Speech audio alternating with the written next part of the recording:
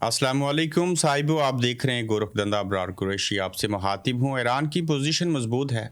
अमरीकी शराइत से ईरान ने इनकार किया। पहला इस्लामी मुल्क कतर पीछे क्यों भागा, इसके अंदर बहुत सारी चीज़ें हैं। इमरान खान साहब के बेटे ने तकरीर क्या की कि उनके खिलाफ बहुत बड़ा पंडोरा बॉक्स खोला गया। ऐसे क्यों हुआ और आइंदा इमरान खान के बेटे क्या कर सकते हैं। पाकिस्तान के अंदर पाकिस्तान तरीके इंसाफ के लोगों को अगवा किया जा रहा है, इसकी मंतक और कहानी क्या है। तकरीर से पहले, तहरीक से पहले, अमन रैली से पहले ये जो कुछ तहरीक इंसाफ के साथ हो रहा है, इसके ऊपर बड़ी जामिया बात करेंगे। और अरब जो है वो बड़ी परेशानी में मुब्तला है। ये आज के हमारे नुकात हैं। और आगे बढ़ने से पहले यूट्यूब चैनल को सब्सक्राइब कीजिएगा। सबसे पहले इंटरनेशनल जंगी हालात, उसके बाद हम आते हैं पाकिस्तान की इनसाइड स्टोरीज़ के ऊपर। साहिबो देखिए, 15 शराइत थी अमेरिका की जानिब से जो ईरान को दी गई। ईरान ने तकरीबन अपनी तरफ से भी 1 दर्जन के करीब जो है वो शराइत रखी। इनमें जो सबसे अहम चीज़ें थी वो ये थी कि अबनाए हुर्मस के ऊपर जो है वो टैक्स लगाए ईरान को। उससे बड़ी चीज़ कि उन्हें एटमी क़ुव्वत बनने के असूल के लिए जो पिछले 40 सालों से पाबंदियाँ हैं उनको दूर किया जाए। फिर अमेरिका ने जो शराइत रखी थी उसको तो इनकार किया ईरान ने। और फिर अमेरिका जो है वो भी इनकारी है। अमेरिका तो पहले से भी इनकारी था, अब भी इनकारी है और आइंदा भी इनकारी रहेगा। लेकिन इस सारे अमल में ईरान की पोजीशन मजबूत है। अब तक वो डटा हुआ है और कई हफ्ते और कई महीने वो जंग लड़ सकते हैं। इसमें कोई शक नहीं कि ईरानियों का बहुत बड़ा नुकसान हुआ। मैं आपको बताऊंगा कि ये जंग लड़ने के पीछे और कौन कौन सी वजूहात हैं और ये लोग क़याम क्यों करके, इसका इल्म के साथ और दीन के साथ बड़ा गहरा तल्लक है। कतर जो है वो बाहर निकला, उसकी भी बेशुमार वजूहात हैं। और इस्लामी ममालिक अब आइंदा कोई एयर बेस देंगे या नहीं देंगे, ये भी एक बहुत बड़ा सवालिया निशान है। साहिबो, ये इस्लामी मुल्क जो हैं इनको समझ आ गई कि हम जो ट्रिलियंस ऑफ डॉलर अपने दिफा के असूल के लिए अमेरिका, इजराइल और बाकियों को जो देते हैं और जो हम मदद लेते हैं, उनके अलाकार बनते हैं। और इसलिए कि हमारे मुल्क के अंदर बादशाह ख़त्म ना हो जाए, रजीम चेंज ना हो जाए, मुदाखलत ना हो जाए। चूँकि बेशुमार इस्लामी मुल्क जो हैं ये खलीजी ममालिक, इनके अंदर रजीम चेंज अमेरिका और बरतानिया और इन लोगों को आगे बैठाया जो नस्ल दर नस्ल इसके ऊपर काबज़ हैं एक तरीके से। वो जाने, उनकी आवाम जाने। लेकिन वहीं पे कतर जो है वो जो पीछे हटा, उसकी जो वजूहात हैं, पहली तो बात है कि ये अंगूर खट्टे हैं कि मज़दाक है। चूँकि अब तो वो वहाँ से कुछ कर नहीं सकते। अमरीकी एयर बेस जो था वो तबाह हो चुका है। तो जब उनके पास है ही कुछ नहीं है तो कतर की मदद क्या लेनी इसराइल और अमरीका ने ईरान के ख़िलाफ़। दूसरा ये है कि शायद उनको सबक हासिल हो चुका है कि ईरान जो है वो फिर से हमें मारेगा। तो इसके अंदर ये देखना है कि जो इन्होंने ऐलान भी किया है, क्या इसके ऊपर पूरे उतरेंगे या फिर ये किसी की आंखों में धूल झोंकने वाली बात है। तो ये जब दोबारा से कोई अटैक होगा, चीज़ें होगी, तो ईरान लोग के जो इदारे हैं, जो ईरान है, उसको पता चल जाएगा। जैसे अब ईरान को समझ आ गई, उसने ऐलान किया, उसने बयान दिया और उसने इजहार किया कि एक जजीरा है, एक मुल्क है छोटा, जिसके ऊपर वो कब्ज़ा करना चाह रहे हैं अमेरिका। हमारे पास रिपोर्ट है और इवन ये रिपोर्ट है ईरान के पास कि उन्हें इल्म है कि किसकी मदद से ऐसे करेंगे। अब वो कौन सा मुल्क है और कौन सी जगह है ये ईरान को भी पता है, लेकिन वो ख़बरदार कर रहे हैं कि हमें पता है जब आप करोगे तो हम आपके ऊपर भी बारिश करेंगे मिज़ाइलों की। मिसाइल तो हैं उनके पास, फिर उनको रोकने के ऊपर जिम्मेदारी लग जाएगी। तो कतर का पीछे हटना बहुत बड़ी ईरान की कामयाबी है। और जहाँ पे यूरोप, नेटो ममालिक जो थे, ये नेटो फोर्सेस जब इन्होंने नहीं भेजी, पीछे हटे, तो ये बहुत बड़ी सुबकी हुई थी इसराइल और ईरान को, अमेरिका को। वो इसलिए कि उन्हें ये था, बड़ा गुमान था कि हम किसी भी जंग में जाएंगे, ये हमारे साथ हैं, इत्तेहादी हैं, G7 बाकी चीज़ें, तो ये हमारे साथ खड़े हो जाएंगे। तो ये नहीं खड़े हुए। फिर इस्लामी ममालिक खड़े हुए, उनमें से भी एक जो हैं वो पुल आउट कर गए हैं और बाकी भी कर देंगे। तो कतर को अब अपनी फ़िक्र पड़ी है, अपने लाले पड़े हैं। तो जो शराइत और चीज़ें रखी गई थी वो वापस इस्लामाबाद भेज दी गई हैं। चूँकि मिडिल मैन का किरदार अदा कर रहा है पाकिस्तान, इसके ऊपर भारत को बड़ी तकलीफ़ है। मिस्र इसमें शामिल है, तुर्की इसमें शामिल है। वो चाहता है पाकिस्तान, इवन चीन और रूस भी ये चाहते हैं कि अब जो होना था वो हो गया, ईरान बच जाए, अमेरिका का नुकसान हो गया, वहाँ से वो बाहर निकलें, टैक्स लगा दें और जो युआन करेंसी है, डॉलर की मनापली को तोड़ने के लिए ये चीज़ें हम कर गुजरें तो ये कर लेंगे। साहिबो, सारी बातों की एक बात, जब ये जंग शुरू हुई, इससे पहले भी उन्होंने 2 जंगें की ईरान के साथ हाल ही में चंद सालों के अंदर, तो ये अंदाज़ा किसी को नहीं था कि ईरान ये जंग जीत सकता है, या आप जीतना तो दूर, वो अपना दिफा भी कर सकता है। تو یہ جنگ آگے جتنی لمبی چلے گی اس کا نقصان ایران کو کم اور امریکہ کو زیادہ ہوگا، چونکہ جس کا فائدہ ہو رہا ہو نقصان تو اسی کو ہوتا ہے۔ اب اگر امریکہ اور اسرائیل کا پیچ پھٹ جائے، ایران کی جنگ بندی ہو جائے امریکہ کے ساتھ اور اسرائیل کے ساتھ جو ہے، تو آئندہ تو وہ کئی سال نہیں سوچیں گے کہ ایسا عمل کریں، لیکن وہ نکلنے سے پہلے کوئی نہ کوئی واردات ضرور کریں گے۔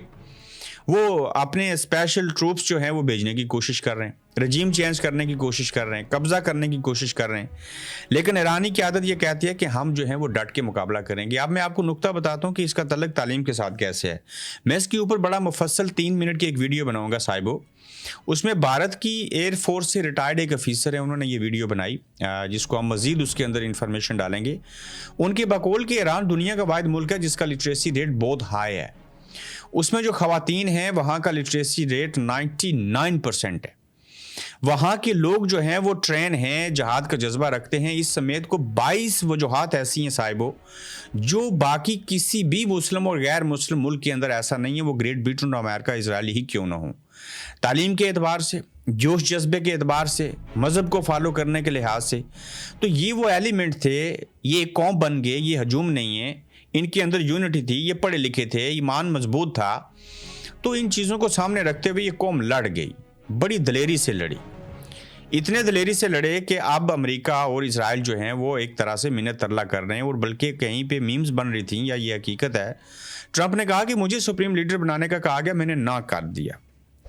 انہوں نے کہا آپ نے فلاں کو سپریم لیڈر نہیں بنانا، انہوں نے بنا دیا۔ انہوں نے کہا جی کہ ابنائے ہرمز کھولو، ہم اٹیک کریں گے، 4 دن نہیں بلکہ 48 گھنٹوں کی، 2 دنوں کی ڈیڈ لائن ہے، وارننگ دیتے ہیں، وہ ڈیڈ لائن ہیڈ لائن میں بدل کے انہوں نے کہا نہیں ہم ایسا نہیں کریں گے، ہم مذاکرات کریں گے۔ تو مذاکرات تو اب تک حتمی شکل اختیار کوئی نہیں کی، امریکہ کی درجنوں باتوں کو ایران نہیں مان رہا اور ایران کی باتوں کو امریکہ نہیں مان رہا۔ اب نئی بات یہ کہ امریکہ تو پہلے بھی نہیں مان رہا تھا، لیکن جس امریکہ اور اسرائیل نے ایران کے خلاف جنگ لڑی، جن سے صلح کرنی ہے، وہ صلح والے ہی نہیں مان رہے۔ حالانکہ شرائط اور کوشش مذاکرات کی تو صلح کرنے، جو مظلوم ہے اس کو کرنی چاہیے، ظالم تو ظالم ہوتا ہے، یہاں ظالم صلح کر رہا ہے اور جو مظلوم ہے کہتا ہے نہیں میں نہیں مانوں گا، یہ غلط بات ہے، میں کیوں نہ ایٹمی قوت بنوں، میں کیوں نہ ٹیکس لوں، اب ڈالر کے بدلے میں آپ کے ڈالر کو بھی ہم قبول نہیں کرتے، لات مارتے ہیں ہمیں۔ چین جو ہمارا دوست ہے، ملک ہے، اس کی جو ہے وہ کرنسی میں ہمیں دو کیا چیز دو، تیل خریدو، یوہان دو۔ باقی لوگ سوال اٹھاتے ہیں کہ ایران نے پاکستان بھارت نے جب حملہ کیا تھا تو ایران نے کیوں پاکستان کا ساتھ نہیں دیا؟ بھائی جان اس کیوں کا جواب یہ ہے کہ جب دوستی ہوتی ہے تو دوست کے ساتھ اچھے سے چلتا ہے، جب دوستی نہ رہے تو پھر دوست بھی دوست کے لیے کچھ نہیں کرتا، اور پڑوسیوں سے بھی اچھے حالات نہ ہوں، آپ ان کو کبھی سالن، کبھی چاول، کبھی کوئی ڈش کھانے کو نہ دیں، ان کا خیال نہ رکھیں تو وہ بھی آپ کا خیال نہیں رکھتے۔ لیکن جب دوستی تھی تو کیا کیا ایران نے پاکستان کے لیے، یہ سن لیجئے، 1965 اور 71 کی جنگ ہوئی، ایران نے ساتھ دیا، مالی اخلاقی لحاظ سے ساتھ دیا۔ کیسے؟ میں 2 مثالیں آپ کے سامنے رکھتا ہوں۔ 1965 کی جنگ میں صاحبو ایران نے پتہ نہیں کتنے ہزار یا لاکھوں ٹن پیٹرول دے دیا تھا پاکستان کو، اور بھارت کو دھمکی دی تھی کہ ہم آپ کا پیٹرول جو ہے وہ بند کر دیں گے، تیل۔ 71 کی جنگ ہوئی تو ایران نے اپنے پیسوں سے جرمنی سے پاکستان کو طیارے لے کے دیے۔ اس طرح کی اور بے شمار مثالیں ہیں، پاکستان کو تسلیم کرنا، پاکستان کا ایران کو سب سے پہلے تسلیم کر لینا اور یہ ساری چیزیں کرنا، بلکہ پاکستان بعد میں بنا نا، ایران تو پہلے سے تھا۔ آئی تھنک آپ کمنٹ میں لکھیے گا کہ ایران وہ واحد دنیا کا ملک ہے جس نے پاکستان کو اسلامی جمہوریہ پاکستان 1947 میں سب سے پہلے تسلیم کیا تھا۔ میرے خیال سے یقیناً میں ٹھیک کہہ رہا ہوں، یہ ہم نے مطالعہ پاکستان میں پڑھا تھا، اور ایسے ہی ہیں کچھ حالات۔ اب آ جائیے صاحب وہ پاکستان کی جو اندرونی خبریں ہیں اس کے اوپر دیکھیے۔ عمران خان صاحب کے بیٹے قاسم خان نے جو ہے وہ یونائٹڈ نیشن میں سپیچ کی ہے جنیوا میں۔ میں ذاتی طور پہ سمجھتا ہوں کہ ایک بیٹا، حقیقی بیٹا اپنے باپ جو 3 سال سے بے گناہ قید ہے اس کے لیے آواز نہیں اٹھائے گا تو کون آواز اٹھائے گا؟ پہلے کہتے ہیں یہ میٹھی جنت میں بیٹھے ہیں، یہ کچھ نہیں کر رہے، پھر کہتے ہیں یہ پاکستان نہیں آنا چاہ رہے، آئیں نہ پاکستان، جب پاکستان آنے کی بات کرتے ہیں تو آپ کہتے ہیں نہیں آنے دیں گے، نائکوپ نہیں بناتے، آپ سمجھتے ہیں کہ وہ نائکوپ نہ بنے اور وہ آئیں بھی پاکستانی ویزے کے اوپر۔ صاحبو یہاں نقطہ بڑا سمجھنے والا ہے کہ اگر قاسم اور سلمان جو ہیں وہ برٹش پاسپورٹ کے اوپر سفر کریں، وہ نائکوپ نہ لے کے آئیں، پاکستانی پاسپورٹ ٹریول ڈاکومنٹ نہ ہو، تو کوئی صحافی کوئی بندہ برٹش پاسپورٹ اس ملک کے پاسپورٹ کے اوپر سفر کرے گا ریدر دین پاکستان کے نادرا کارڈ یا پاسپورٹ کے اوپر ان کے ساتھ کچھ بھی پاکستان میں ہو نا، کوئی عام سا بندہ بھی ہو، یہ تو بڑے خاص ہیں قاسم اور سلمان، تو انہیں پروٹیکٹ کرنا برٹش ایمبیسی کی، برٹش گورنمنٹ کی ذمہ داری ہوتی ہے۔ اب یہ نائکوب بھی نہیں بنا رہے اور اوپر سے کہتے ہیں پاکستان بھی آ جائیں۔ تو جب یہ بولتے ہیں اپنے ابا کے لیے تو آپ کہتے ہیں انہوں نے پاکستان کو ہارم کیا ہے، نقصان پہنچایا ہے، تکلیف دی ہے، ڈی فیم کیا ہے۔ بھائی آپ ان کی ابا کو چھوڑ دو، ظلم نہ کرو، ان کا علاج کرواؤ، ساری چیزیں کرو، تو یہ یونائٹڈ نیشن میں جا کے کیوں بولیں گے؟ تو اتنا بڑا اور اتنا برا پروپیگنڈا شروع کیا انہوں نے کہ یہ پاکستان جی ایس پی سٹیٹس جو ہے اس کا بدل جائے گا۔ یہ تشریح تو کرنے کی ضرورت نہیں ہے نا، جی ایس پی سٹیٹس کیا ہوتا ہے؟ یہ آپ ملکوں کے اندر اپنی تجارت کر سکتے ہیں، سامان بھیج سکتے ہیں، اس کے بدلے میں آپ کو کہا جاتا ہے ہیومن رائٹس کی وائلیشن نہ کریں، ایجوکیشن پہ توجہ دیں، صفائی ستھرائی رکھیں، یہ چیزیں کریں، ریلیف ملتا ہے۔ تو جی ایس پی سٹیٹس اگر نہ آپ کے پاس ہو تو آپ جو اپنی اشیاء ہوتی ہیں، جو تجارت ہوتی ہے، وہ اپنی کر سکتی ہے اور بڑا ریلیف ملتا ہے، ٹیرف اتنا نہیں ہوتا۔ تو اب جی ایس پی کے حوالے سے تو قاسم نے یہ نہیں کہا آپ ایسے کریں، یہ تو چور کی داڑھی میں تنکے والی بات ہے۔ تو جی ایس پی سٹیٹس آپ کا تب بدل جائے گا نا جب آپ جو ہیں عمل نہیں کریں گے، جو ریکوائرمنٹ ہوتی ہیں ان کو پورا نہیں کریں گے۔ قاسم نے تو اپنے والد کی آواز اٹھائی، تو اگر قاسم کے یونائٹڈ نیشن میں سپیچ کرنے سے یہ حال ہے، آپ تڑپ اٹھے ہیں، تو میں حیران ہوں کہ قاسم خان کو پہلے کسی نے مشورہ کیوں نہیں دیا؟ یہ کام اسے پہلے کرنا چاہیے تھا، یا اب جو کیا ٹھیک کیا، دیر آئے درست ہے، آئندہ بار بار کرو۔ انہیں تکلیف ہو رہی ہے، آپ آواز اٹھاؤ، یہ آواز تو اس کو پہلے سے اٹھانی چاہیے تھی۔ تو لہٰذا پروپیگنڈے کرنے بند کیجئے، اپنے عمل اعمال درست کیجئے، نیت اور ارادے ٹھیک کریں۔ کسی بندے کو جیل میں رکھا ہوا ہے، کالر سے پکڑ کے اغوا کر کے لے کے گئے، 300 کیسز بنا دیے، قتل کا مقدمہ بنا دیا، گولیاں اس کو لگی اور اس کا بیٹا اس کے لیے آواز نہ اٹھائے، یہ کیسے ہو سکتا ہے؟ مجھے بتائیں، آپ میں سے کسی کا ابا، بھائی، سگا باپ اگر آپ کے اندر محسوس کرنے والی اس کام کر رہی ہے، چھوڑیں Imran Khan politician leader P T I, کیا آپ اس کے لیے آواز نہیں اٹھائیں گے؟ میں کہتا ہوں وہ بے گناہ ہی کیوں، گناہگار ہی کیوں نہ ہو، آپ تو پھر بھی آواز اٹھائیں گے، یہ تو بے گناہ ہے۔ اگر وہ گناہگار ہے تو لگائیں نا کیس عدالتوں میں، دیں نا سزائیں، کیس بھی نہیں لگاتے۔ وہ بیمار ہے، اس کا علاج بھی نہیں کرواتے، وہ جیل میں ہے، اس کی فیملی کو ملنے نہیں دیتے، بچوں سے فون پہ بات کروا دیتے ہیں کچھ عرصے کے بعد اور پھر خاموشی، یعنی کہ لولی پاپ دے دیتے ہیں تھوڑے عرصے کے لیے، سال میں 2 بار بات کروا دی۔ اور بھائی جیل کا قیدی جو ہوتا ہے اس کے بھی انٹرنیشنل رولز ہیں 155 ایئر سے، یہ انگریزوں نے ہمارے اوپر رول کیا ہے، غیر مسلم تھے، تو یہ بھی اس دور میں اتنا ظلم کرنے کے باوجود قیدیوں کے حقوق کا خیال رکھتے تھے، یہ اتنے بے حس نہیں ہوا کرتے تھے۔ تو لہٰذا جب آپ بری حرکتیں کریں گے تو آواز تو اٹھے گی۔ قاسم یونائٹڈ نیشن میں کیا، وہ ہر جگہ پہ جا کے بولے گا، انہیں انگریزی آتی ہے، دلیر ہیں، بولنا جانتے ہیں، آخر بیٹے کس کے ہیں؟ تو یہ دھمکیاں دینا، یہ کر دیں گے، فلاں کر دیں گے، اور پھر اوپر سے تحریک انصاف نے نئی تحریک کا آغاز کرنا ہے، امن ریلیز نکالنی ہے، عمران خان کی امن رہائی کی ریلی نکالنی ہے۔ آپ نے عالیہ حمزہ صاحبہ جو ہیں ان کو گرفتار کر لیا، کیوں کیا بھائی؟ کیا کیس ہے؟ اگر کیس تھا تو پہلے گرفتار کیا تھا، تو چھوڑا کیوں؟ پھانسی دے دیتے۔ یہ کیس جب بناتے ہیں تو مجھے حیرت ہوتی ہے کہ آپ ان کو پھر چھوڑتے کیوں میں؟ یہ عمران خان کو بھی پکڑا، اس کو مت چھوڑیے گا، نواز شریف، زرداری سب کو پکڑا تھا، یہ باہر آ گئے، کیوں چھوڑا ان کو؟ اگر عالیہ حمزہ کو یا دیگر لوگوں کو پکڑا تھا تو چھوڑ کیوں دیتے ہیں؟ اگر یہ لوگ برے ہوتے ہیں یا غدار ہوتے ہیں، پھانسی لگائیں ان کو، یعنی کہ یا تو آپ پہلے غلط ہیں یا آپ اب غلط ہیں۔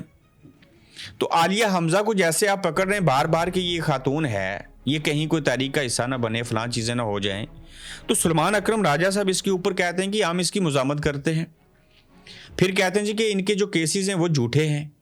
سلمان راجہ صاحب یہ کہہ رہے ہیں کہ آپ ان کی اپیلوں کو سنو۔ اور بھائی یہاں جو قانون ہے، جو چیزیں ہیں، آپ یہ سوال پوچھو کہ اٹھاتے کیوں وہ گھر میں جا کے کسی بھی بندے کو پکڑ لیتے ہو؟ وہ عید کرنے گھر آئی تھی یا کسی کی شادی کی تقریب میں پہلے چھپی رہیں، یعنی کہ یہ کوئی حل ہے کہ آپ اپنے ملک میں رہتے ہوئے چھپ جائیں اور جب باہر نکلیں تو لوگ آپ کو پکڑ لیں؟ اور ایسے تو جنگل کا بھوکا بھیڑیا اور شیر مہینے سے بھوکے ہو نا، وہ بھی یہ حال نہیں کرتے، ان کا شکار کرنے کا بھی طریقہ کار ہوتا ہے۔ تو آپ یہ مزاحمت مت کیجیے، اپیلوں کو مت سنیے، یہ آواز اٹھائیں کہ آپ پکڑتے کیوں ہیں؟ ایسے تو ان کو نہیں کرنا چاہیے. سلطان سکندر راجہ صاحب کو صلہ مل گیا اور انہوں نے صاحب دھاندلی کی تھی اور کروائی تھی اور انہوں نے سارا کھیل کھیلا تھا اسٹیبلشمنٹ کے ساتھ مل کے. تو چیف الیکشن کمشنر سلطان سکندر سلطان راجہ کے بھائی وصال فخر سلطان راجہ کو آئی جی ریلوے تعینات کیا گیا ہے اور اس سے قبل انہیں گریڈ 22 میں ترقی کے لیے زیر غور نہیں لایا گیا تھا. وصال فخر سلطان راجہ اور ان کی اہلیہ نے اپنے بھائی سکندر سلطان راجہ سے رابطے اور لابنگ کے ذریعے انہیں آئی جی ریلوے کے عہدے پر تعینات کروایا ہے. احمد نورانی صاحب نے اس بات کا جو ہے وہ انکشاف کیا ہے. صاحب یہاں پہ سی این این کا انکشاف ہے اور سی این این نیوز کے مطابق کہ چیف نیشنل سیکیورٹی تجزیہ کار نے چونکا دینے والا انکشاف کیا ہے کہ امریکہ نے ایران پر بڑے زمینی حملے کے لیے خطے میں تمام تیاریاں مکمل کر لی ہیں. وہ بظاہر امن مذاکرات کی بات کرتے ہوئے کھلے عام جزیرہ خارق اور ابنائے ہومز پر قبضے کی منصوبہ بندی پر غور کر رہے ہیں. بتایا تھا نا ان کی نیت خراب ہے, یہ واردات کریں گے. ممکنہ طور پر یہ مذاکرات کے دوران دباؤ کا ایک حربہ بھی ہو سکتا ہے, مگر اس ماحول میں کون کس پر اعتبار کرے یہ ایک بہت بڑا سوالیہ نشان ہے. اور بالکل انہوں نے جرمنز کو, جاپان کو دھوکہ دیا, انہوں نے افغانستان اور رشیا کو دھوکہ دیا, مذاکرات کے نام کے اوپر چیزیں کرتے رہے. آپ عراق کی حالت دیکھ لیجئے, پہلے عراق کے ساتھ مل کے ایران کے اوپر حملہ کروایا اور پھر وہاں اسلحہ چھوڑا. وہ جو اسلحہ عراق کی مدد کرتے ہوئے ایران کے خلاف لے کے گئے تھے اسی اسلحے سے عراق کو مار دیا. آج وہاں پہ قابض ہیں, تیل اور ساری چیزیں ہیں. آپ دیکھیں نا, ایران نے حملے, امریکہ نے عراق جس کے اوپر قابض ہے پہلے سے, اس کے اوپر بھی فضائی حملے کر رہا ہے. امریکہ کیوں کر رہا ہے؟ وہاں پہ ہر ملک کے اندر صاحبوں, جیسے دیکھیں بھارت اور پاکستان کی جنگ ہوتی ہے یا ابھی پاکستان اور افغانستان کی جنگ ہوئی تو میجورٹی عوام جو ہیں وہ خلاف ہیں اس جنگ کے. اسی طریقے سے عراق کے اندر رجیم چینج ہونے کے بعد بھی کچھ لوگ ایسے ہیں جو ہمدرد ہیں ایران کے, تو وہ جب آواز اٹھاتے ہیں تو عراق کے اندر جو لوگ موجود ہیں امریکہ ان کو بھی مار رہا ہے. تو یہ جہاں جہاں سے آواز اٹھتی ہے اس کو کنٹرول کرنے کی کوشش کرتے ہیں, لیکن اس جدید دور میں آوازوں کو تو آپ بند نہیں کر سکتے. ہاں گولی مار کے تو بندے کو دنیا سے آگے بھیج سکتے ہیں, لیکن باقی بھی تو بولنے والے ہیں. آپ کس کس کو ماریں گے؟ صاحب سہیل افریدی صاحب نے کل پریس کانفرنس کی تھی, وہ چیزیں آپ کے سامنے رکھی تھی. تو دیکھتے ہیں کہ یہ کل سے 27 تاریخ کو آغاز کریں گے کے پی کے سے. کوئی 72 یا 92 یا جتنے بھی سینٹر ہیں انہوں نے قائم کرنے, آن لائن پورٹل بنانا ہے اور لوگوں نے وہاں پہ اندراج کرنا ہے کہ ہم عمران خان صاحب کی رہائی کی اصول کے لیے جو ہے وہ باہر نکلیں گے, ہم اس چیز کا حصہ بنیں گے. تو دیکھتے ہیں کہ کتنے لوگ جو ہیں, ان کا ٹارگٹ 10 لاکھ ہے, تو کس حد تک جو ہے وہ لوگوں کی رجسٹریشن ہوتی ہے. آخری نقطہ آپ کے سامنے رکھتے ہیں صاحبوں, پاکستان بامقابلہ انڈیا, یہ تقابلی جائزہ دیکھ لیجئے گا. پاکستان نے انڈیا کی مذمت کی ہے کیونکہ دلی کی ایک عدالت نے کشمیری رہنما آسیہ اندرابی کو عمر قید کی سزا سنائی. اسلام آباد میں جج مجوکا کی عدالت نے وکیل ایمان مزاری اور وکیل ہادی کو ایکس پر پوسٹ اور ری پوسٹ کرنے پر 17 برس قید کی سزائیں دے رکھی ہیں. دونوں کی سزا کے خلاف اپیلوں کو اسلام آباد ہائی کورٹ سماعت کے لیے مقرر ہی نہیں کر رہی. دونوں کو اڈیالہ جیل میں 60 دن ہو چکے ہیں. پاکستان اور انڈیا کی عدالتوں میں کیا فرق ہے؟ کوئی فرق ہے؟ آخری بات یہ رہ چکی تھی کہ عرب جو ہیں وہ پریشانی میں مبتلا کیسے ہیں. دیکھیے سعودی عرب, کویت, متحدہ عرب امارات, قطر, بحرین اور اردن کے بیانات ایران کے حملے خود مختاری کی صریح خلاف ورزی ہیں. ہم ایران کے حملوں کی مذمت کرتے ہیں, چاہے وہ براہ راست کیے گئے ہوں یا اس کے پراکسی کے ذریعے کیے گئے ہوں. ہم عراق میں ایرانی حمایت یافتہ مسلح گروہوں کی طرف سے خطے کے ممالک کے خلاف حملوں کی مذمت کرتے ہیں. ہم حزب اللہ کے سلیپر سیلز کے خطے کے ممالک کو غیر مستحکم کرنے کے منصوبوں کی بھی مذمت کرتے ہیں. ایران نے پیغام دیا ہے, جنگ ایرانی تاریخ میں ایک سنہری موڑ تھی. اس جنگ کے دوران ہم نے 2 ایٹمی طاقتوں کو اپنے مقاصد حاصل کرنے سے روکا. علاقائی ممالک سے ہماری کوئی دشمنی نہیں ہے اور ہم صرف امریکی اڈوں کو نشانہ بناتے ہیں جہاں سے ہمارے خلاف حملے کیے جاتے ہیں. وہ تو پہلے بھی یہی کہہ رہے تھے, اب بھی یہی کہہ رہے ہیں. تو صاحب یہ ساری صورتحال ہے. آج کے دوسرے ولاگ میں بھی آپ سے دوبارہ ملاقات ہوگی. اپنا خیال رکھیے گا, تو جلد انشاءاللہ آپ سے پھر ملیں گے. آپ دیکھ رہے ہیں گورکھ دھندا ابرار قریشی کے ساتھ.